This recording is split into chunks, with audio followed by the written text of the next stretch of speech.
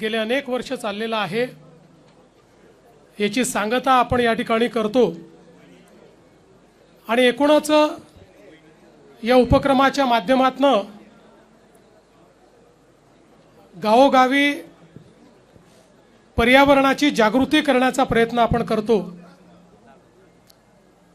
खरं म्हणजे वैष्णवांचं तत्वज्ञान हेच पूर्णपणे पर्यावरणाच्या अवतीभोवती गुंफलेलं आहे। आणि आपण जर बघितलं तर संपूर्ण संतांच्या मांदियाळीत प्रत्येक संतांनी आपल्याला पर्यावरणाचं महत्त्व देखील सांगितलं आहे आणि पर्यावरणपूरक जीवनाचा देखील संदेश दिलेला आहे।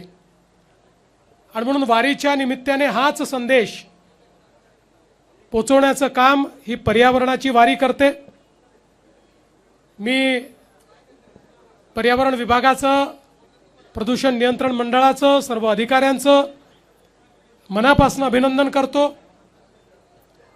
आज संजय महाराज पाचपोर यांचं कीर्तन आपण ऐकलं, त्यातनं पर्यावरणाचा विचार आपण ऐकला।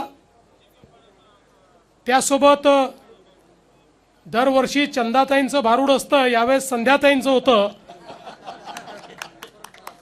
पिढी बदलते आहे आणि तीच पिढी शाहीर माळींकडे बदललेली पाहायला मिळाली।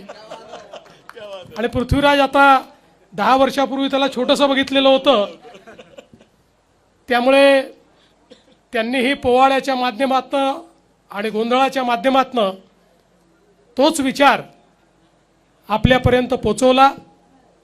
निश्चितपणे आज जगाच्या समोरचा सगळ्यात मोठा प्रश्न जर काही असेल तर तो पर्यावरणाचा प्रश्न आहे।